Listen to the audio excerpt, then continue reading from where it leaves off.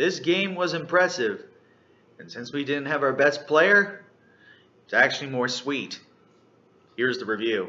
Hey, what's up everybody? It's Drew, better known as RockChalk01, and yesterday, whenever you're watching this, the 10th ranked Kansas Jayhawks headed up and east to Ames, Iowa, and to Hilton Coliseum to take on the 20th ranked Iowa State Cyclones, and won pretty confidently by a final score of 70-61.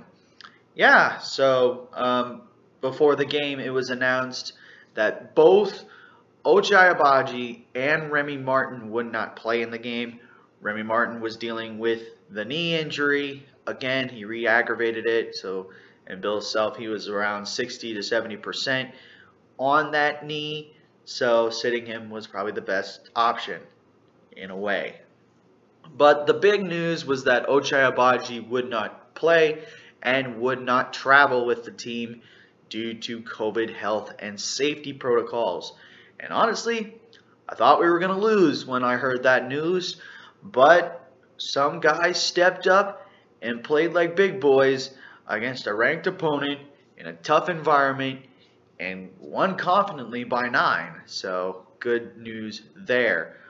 With that, KU still holds sole possession of first place by half a game and moved to 18-3 on the season. A lot of good things happened, a lot of changes that had to go with the offense, and a lot of positives are actually going to happen. So not just one positive like I had in the Kentucky review. With that being said, for those of you who do not know, I give positives and negatives about the game. I give a player of the game and a player who needs to improve. Without further ado, let's jump into this shit. What could I say? Positives, basically a normal KU shooting night from the field, from the three, and from the line. We actually shot better from the free throw line than Iowa State did this entire game, which is good. KU shot 69% from the free throw line, going 9 of 13, while Iowa State shot 67%, shooting 4 of 6. So very close when it came to the free throw percentages. But KU did shoot the ball more, got fouled more.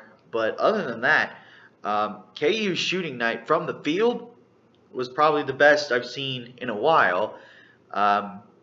Also, 3 points a little bit shaky, but still it was much better when you compare it to last week, or the last game. KU shot 56% for the entire game and 39% from beyond the arc. So good numbers there. Also defensively, KU did their job as well, forcing Iowa State to shoot 41% for the game and 23% from beyond the arc.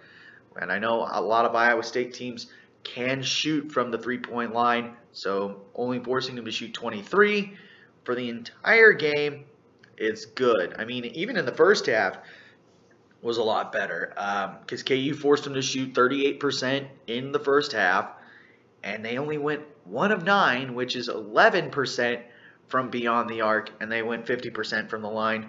Had a better second half shooting-wise, but yeah, it was a good performance there defensively. Also, rebounding was a lot better. We actually won the rebounding battle by a decent margin. KU won the rebounding battle 37-26. I mean, shoot, KU still won the rebounding battle if you just took out the offensive rebounds, which KU had 7. KU had 30 defensive rebounds, and Iowa State's total would still be short. So that's good there. KU actually forced double-digit turnovers. KU forced 13 turnovers and got 15 points off those turnovers. Points in the paint were another big factor as KU outscored Iowa State in the paint 34-22. Second chance points, KU won that battle after going a goose egg in the last one, 9-4 in favor of the Hawks, and fast break points were in favor of KU 15-12. The negatives. There is one big negative this entire game, and that was turnovers. KU, again, this also could be a factor of that Ochai and Remy didn't play, but there was a bunch of turnovers that happened in this game, i.e. 22 of them, and 16 of them came in the first half. KU did better not turning the ball over as much when it came into the second half, as they only had 6, but in the first half, it was 16. So the numbers add up to 22, and Iowa State scored 16 off those turnovers. And we got a big game next Saturday, I believe. Can't remember the date, but those turnovers, and hopefully Agbaji plays, but hopefully those numbers need to drop drastically in order for us to even have a chance to win this game. So turnovers were the big negative, and with that being said, those are our positives and negatives. So before I give my player of the game, I want to give some honorable mentions. And the first one I have is Yesofu. Yeah, very rare at this point where I said Yesofu is even remotely close to a player of the game this season. But he played to the caliber of what Bill wanted. And he said a guy needs to step up. Joe stepped up. 7 points, 5 rebounds, 4 assists, and 3 steals in 23 minutes of play. I think all of those are season high, but I could be wrong. This could have been Joe Yesofu's breakout game. Maybe he's getting the confidence. The confidence, like just being all over the floor. The shooting numbers, a little bit still shaky. He went 2 of 7 and 1 of 4 from 3, but 2 for 2 from the line. So he's actually 100% for the entire season as of right now. But yeah, the scoring, the rebounding, the assists, and the steals, I believe, are all season highs. So give Yesofu a bunch of credit. He stepped up. But also, we got David Mccormick, who got his 6th double-double of the season. 14 points, 14 rebounds, 2 assists, a steal, and 2 blocks in 31 minutes. Dave went perfect. 7 for 7 for the entire game.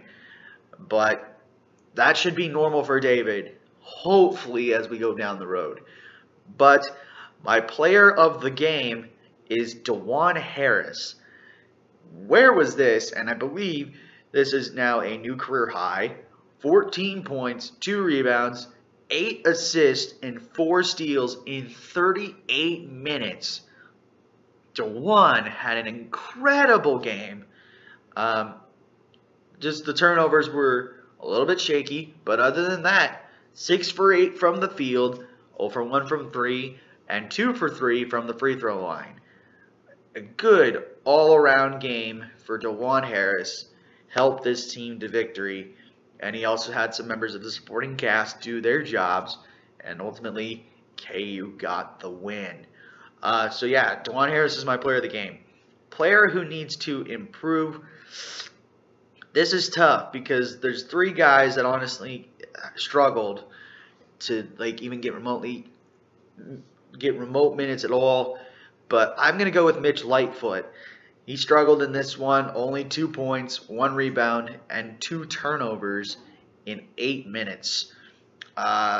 There's a differentiating factor when it comes to this. I couldn't speak, I'm sorry, but mainly because David was playing good and had good minutes.